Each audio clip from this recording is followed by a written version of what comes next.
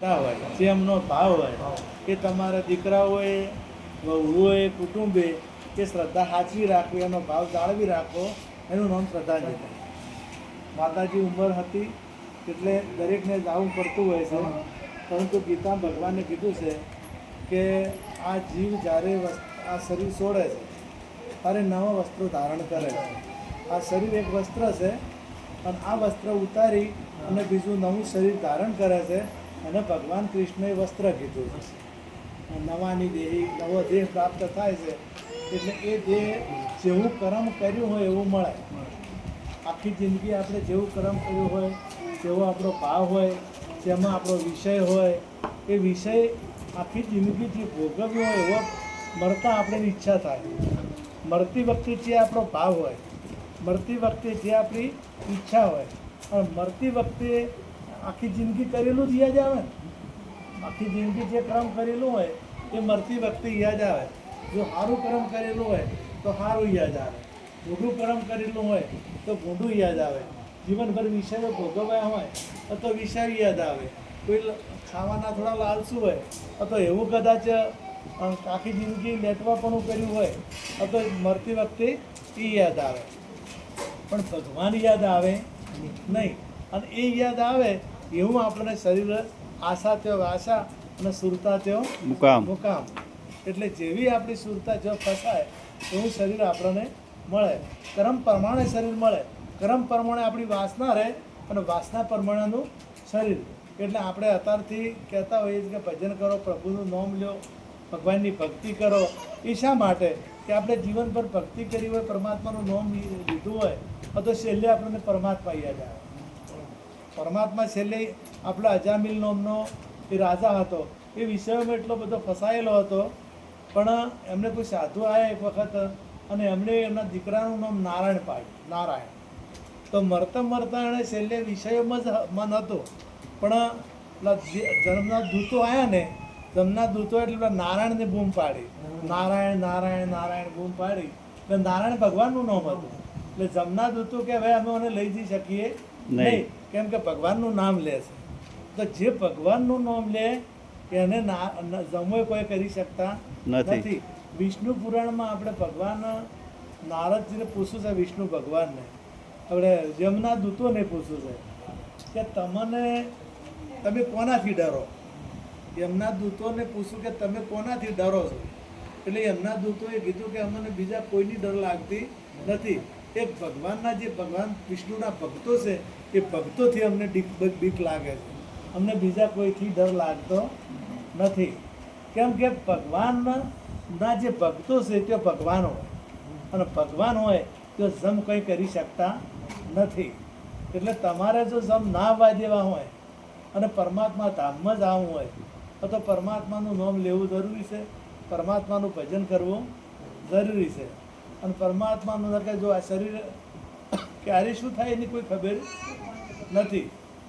પળમાં માણસને શું વિચાર કરતો હોય છે અને મોત થઈ જાય.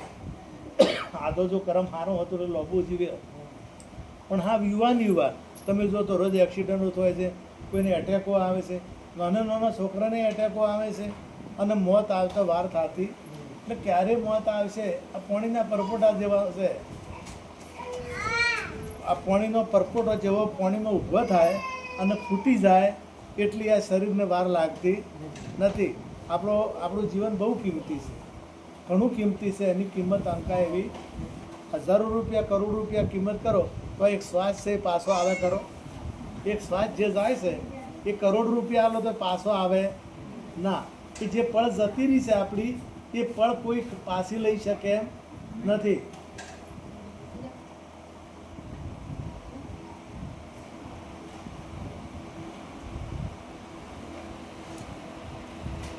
એટલે એ પળ લાખોની ને અબજોની કહો તો એ પળ છે. અબજોની મુદ્દો કોઈની કોઈ કિંમત થાય નહીં. એટલી કિંમતી આપણી આ જીવનની પળ છે. આ જીવન ઘણું મોંઘું છે. અબજો ખર્ચે, કરોડો અબજો ખરવો ખર્ચે આ જીવન મળે એવું નથી. એટલે આ જીવન ફેલ જવું જોઈએ. આ જીવન વારે ઘડીએ મળતું નથી. અને આ જેવું કર્મ કર્યું પાછળ હવે કેવું શરીર મળશે? આપણા કર્મ પર આધારિત જનાવરનું મળે. પેલા આપણા વડીલો પાસે એક દ્રષ્ટાંત વાપરેલું છે. એક મહાત્માએ કીધેલું કે હું જ્યારે મરી જાઉં તો ફૂલોની વર્ષા થશે અને વાજિંદ્રો વાગશે. તો મહાત્મા મર્યા પણ કોઈ થયું નહીં. એટલે થોડા દિવસ થયા મહાત્મા બીજા આવ્યા કે અમારા ગુરુ મહારાજે આવું કહીને ગયા હતા કે એનું શરીર છૂટશે તાર ઉપર ફૂલો વર્ષા થાય અને વાજિંદ્રો શંખનાદ થશે. તો એવું કોઈ થયું નથી. એટલે કે તમારા મહાત્મા ત્યારે શરીર છોડ્યું, પ્રાણ છૂટ્યા તારે કઈ રીતના કઈ જગ્યાએ હુર્યા હતા એટલે એને એ હુરીને બતાવ્યું. તો મહાત્મા હુર્યા તો અમે બોરડી ઊભી હતી, મોટા બોરાવાળી. એટલે એ નજર પડી હતી, મોટું બોરું હતું. મોટા બોરા પર મહાત્માને નજર પડી એટલે મહાત્મા કે પેલું બોરું લાવો. એ બોર લાવ્યો તેમાં જીવડો હતો. એ જીવડો કાઢીને ગંગામાં પધરાયો તો તરત ફૂલ વર્ષા થઈ. તો પેલા મહાત્માને મરતા બોર ઉપર વાસના જઈ એટલે બોરમાં જીવડો થઈને જાવું પડ્યું. એમ આપણા ક્રમ પ્રમાણેની જેવી વાસના હોય એવું શરીર આપણને. તમે જો શેઠ સંગાળેસા અને કરણને અન્નદાન નહોતું કર્યું તો જ્યારે એ ગયા તેઓ પરમાત્માના ધામમાં તો એમણે ખાવાનું માગ્યું એટલે પેલો હોનાનું બધું આ હોનું આવ્યું. આપણા શાસ્ત્રોમાં એનું વર્ણન છે કે હોનું આવ્યું. તો કે હોને તો કોઈ ખવરાય? આખી જિંદગી એમણે હોનાનું દાન કર્યું હતું પણ એક એની ઓગળી કરેલી હતી કે પરે આનું અરોથ ચાલુ છે. તો એ મહાત્માને એમણે ઓગળી લોભી કરેલી હતી. તો કે ઓગળી મોઢામાં રાખો તો તમારે અમી આવશે. ખાલી ઓગળી લોભી કરેલી હતી. બરાબર. આ તો એમને એ ઓગળી મોઢામાં રાખી તો એમણે થયું કે મારું અધૂરું કાર્ય રહી. મેં દાન ઘણુંય કર્યું પણ અન્નદાન કોઈને કર્યું નહીં. તો શેઠ સંગાળસાનો કહેવાય છે કે શેઠ સંગાળસાનો અવતાર આવ્યો અને શેઠ સંગાળસાએ પછી નક્કી કર્યું કે કોઈને ખવડાવીને જ ખાવું. રોજે રોજ કોકને એક આધા મહાપુરુષ, એક આધા સંતને, એક આધા ગરીબને કે એક આધા કોઈ જેને જરૂરિયાત છે એવાને ખવડાવું. એટલે જેવું આપણું એમને અંતે એ હતો કે મારું કાર્ય અધૂરું રહ્યું છે તો પૂરું કરવા માટે એમણે સંગાળસાનો અવતાર મળ્યો. એમ આપણને કદાચ ભક્તિ કરતાં થોડું અધૂરું રહી જાય તો પરમાત્મા કૃષ્ણ કહે છે કે તમને પૂરું કરવા માટે સારી જગ્યાએ અવતાર મળે છે. આપણું ભજન અધૂરું રહી જાય તો એ આપણને અવતાર મળે છે.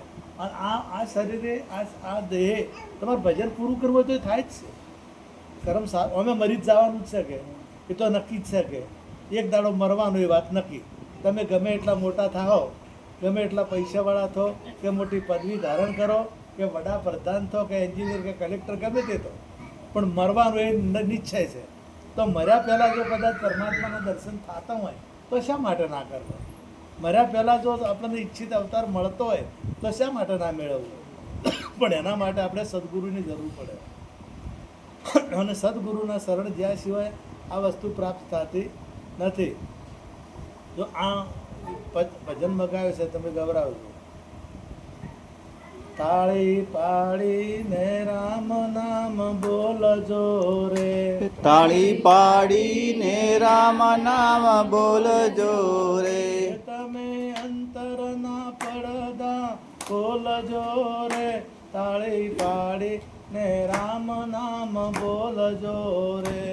તાળી અંતરના પડદા ખોલજો રે, તાળી પાડીને રામ નામ બોલજો રે. તાળી પાડ્યાથી જે શરમાય છે રે, તાળી પાડ્યાથી જે શરમાય છે રે.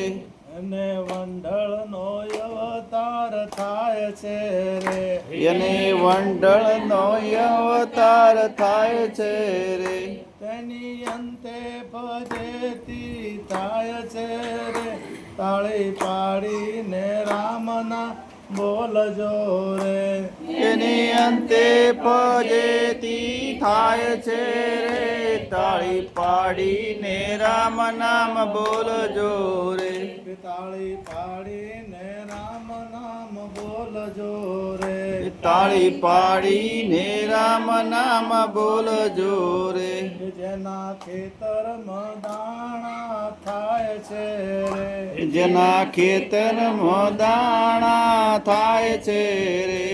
એમાં પંખી આવીને ચણી જાય છે રે. એમાં પંખી આવીને ચણી જાય છે રે. એ તો તાળી પાડ્યાથી ઉડી જાય છે રે. તાળી પાડીને રામ નામ બોલજો રે. એ તો પંખી પાયાથી ઉડી જાય છે રે. તાળી પાડીને રામ નામ બોલજો રે. એ તાળી પાડીને રામ નામ બોલજો રે. એ તાળી પાડીને રામ નામ બોલજો રે. આ દેહ રૂપી ખેતર જાણજો રે. આ દેહ રૂપી ખેતર જાણજો રે. એમાં કર્મ રૂપી પંખી પરમાણજો રે. એમાં કર્મ રૂપી પંખી પરમાણજો રે. એ તો રામના નામથી ઉડી જાય છે રે. તાળી પાડીને રામ નામ બોલજો રે. એ તો રામ નામથી જાય છે રે. તાળી પાડીને રામ નામ બોલજો રે. તાળી પાડવી એટલે આ તાળી પાડવાની વાત કરી નથી, પણ રામના નામની તાળી, પરમાત્માનું નામ લેવાની વાત કરી.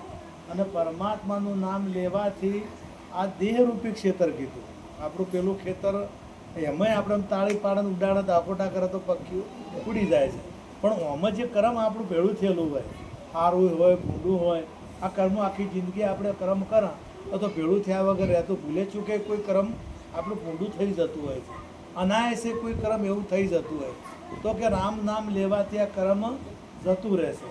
તો આ કર્મ જાય તો આપણું જો કર્મ હોય ને કર્મ, તો તમને કર્મ ભોગવવા માટે શરીર મળે. જેવું તમે કર્મ કર્યું હોય તો સારું કર્યું હોય તો સારું મળે, અને ભૂંડું કર્યું હોય તો ભૂંડું મળે. અથવા બે કર્મ ના હોય ને તો પરમાત્માનું ધામ મળે.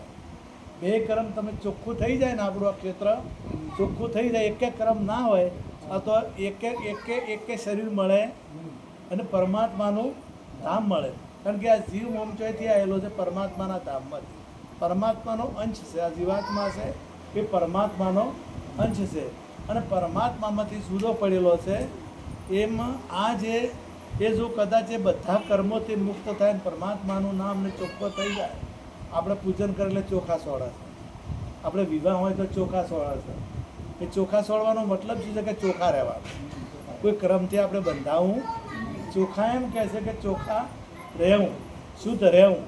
એટલે શુદ્ધ હોઈએ તો પરમાત્માના ધામમાં આપણને જવા મળે છે. અને પરમાત્માના ધામમાં જઈએ એટલે પરમાત્માના રૂપ થઈને રહી શકીએ. તો તમારે પરમાત્માના રૂપ ધામમાં જવું છે કે તમારે કયો અવતાર લેવો છે એ તમારા હાથની વાત ભગવાને રાખી. પરમાત્માએ તમને એક સૂટી આલી, તમારે કેવું કર્મ કરવું, તમારે પરમાત્માના ધામમાં જવું હોય તો એ તમારી મરજી. તમારે કર્મ કરી અને સારું શરીર મેળવવું હોય તો એ તમારી મરજી. તમારે જેવું કર્મ કરી અને જેવું પ્રાપ્ત કરવું હોય એવું તમે કરી શકો છો. એવું આ માણસના હાથમાં આરી વાત, બીજા કોઈના હાથમાં આવી છે નહીં. એટલા જીવન વારે ઘડીએ મળશે નહીં. વારે ઘડીએ પાણીના પરપોટા જેવું પૂતળું બન્યું. જો પાણીના પરપોટાનું પૂતળું બન્યું, એમાં વચન રૂપી તો એક જાદુ તો ભર્યું. જો આ પાણીના પરપોટાનું પૂતળું છે એને સંતોએ તો કીધું કે કાગળના નાવ જેવું આ છે. કાગળના નાવ છે ડૂબતા વાર લાગતી નથી. એટલે મને આ જેના હુકમથી હાલી રહ્યું છે, પરમાત્માના હુકમથી આ ચાલી રહ્યું છે, તો એ જ્યાર સુધી ચાલે છે. એક હિન્દી ગીત હતું, જીતની ચાવી ભરી રામને, ઇતના ચલે ખીલોના. એટલે જેટલી પરમાત્માએ આ ચાવી ભરી છે એટલા દાડા રહેશે. એટલે એ જેટલી ગળા છે એટલી ગળા તમે જે સારું કર્મ કરી લો, પ્રભુનું ભક્તિ કરી લો, પરમાત્માની પ્રાપ્તિ કરી લો તો તમારા હાથની વાત છે. સદગુરુ મહારાજની જય.